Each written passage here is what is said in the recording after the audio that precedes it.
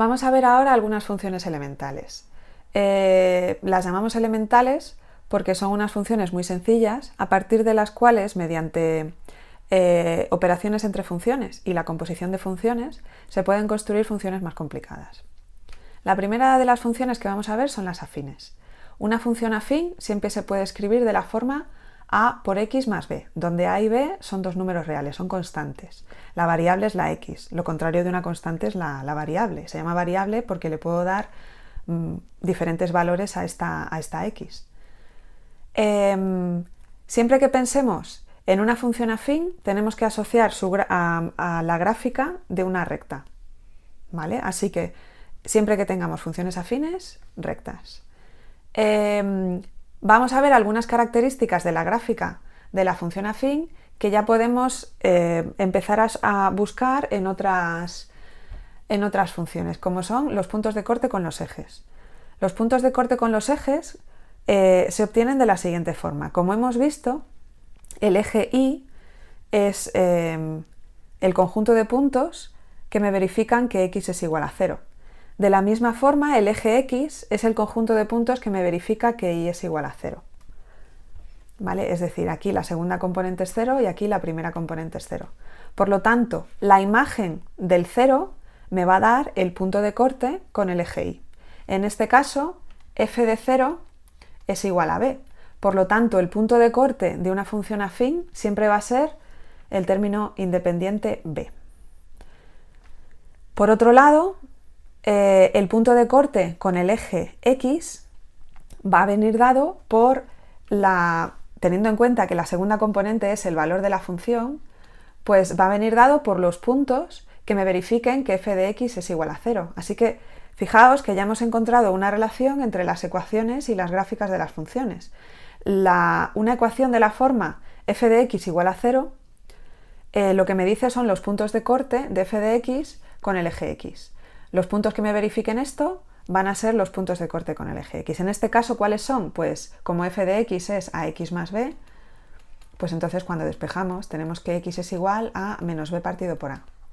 ¿Vale? Así que el punto de corte, siempre que a sea distinto de 0, ¿vale? Siempre que a sea distinto de 0, va a ser menos b partido por a. Por otro lado, si a es igual a 0, entonces lo que tendré es... Cuando a es igual a 0, lo que voy a tener es una expresión de la forma f de x igual a b. No va a haber ninguna dependencia con la x. F de x igual a b lo que significa es que la segunda componente va a ser igual a b. Es decir, voy a tener una constante. En lugar de tener una recta como la que hemos visto con un punto de corte con el eje x, aquí lo que voy a tener es una recta horizontal que no tiene ningún punto de corte con el eje x. Ok, ya tenemos, fijaos que estas dos gráficas son dos gráficas de funciones afines, pero con distintos valores de a y b. ¿Qué diferencia fundamental vemos entre estas dos gráficas? Bueno, pues la inclinación de la recta. Cuando decimos que una recta es horizontal es porque la inclinación es 0. Decimos que tiene pendiente 0, ¿vale? Es porque esta a vale 0.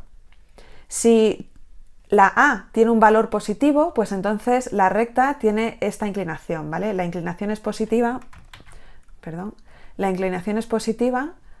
desde la horizontal. Y entonces esta recta de aquí tendría pendiente positiva. Y si la pendiente fuese negativa, pues por ejemplo una recta tal que así, ¿vale? Si la a fuese negativa con la misma b, porque el punto de corte viene dado por el término independiente, así que simplemente cambiando el signo de la constante a, lo que tendríamos es una recta con pendiente negativa, ¿vale? Así que esta sería a mayor que 0, esta sería a igual a 0 y esta sería a menor que 0. En una función afín, si no nos dan el valor de la pendiente, pero conocemos el valor de la función en dos puntos distintos, si me dan un valor de x y otro valor de x y el valor de la función en estos dos puntos, ¿vale? Que viene dado por las alturas, ¿vale? Pues entonces ya podemos conocer la pendiente de la función mediante esta fórmula de aquí.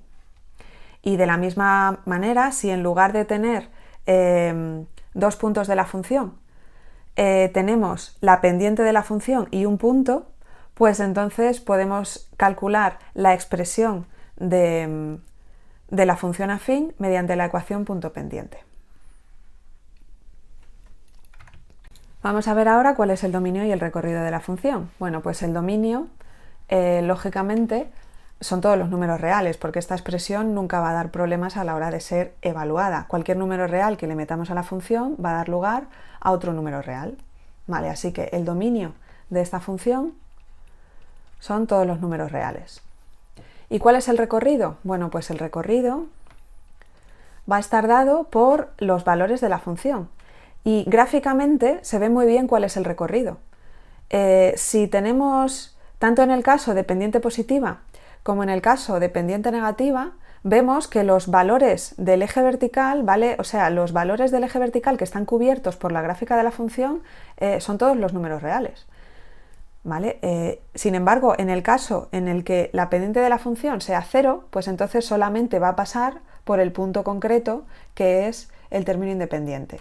¿Vale? Así que nos acordamos de que el recorrido de una función es el conjunto de valores de f de x para todos los x posibles del dominio y bueno, todos los valores posibles de la función, tanto para pendiente positiva, fijaos que iríamos desde menos infinito hasta más infinito, ¿vale? O sea, recorríamos todos los números reales.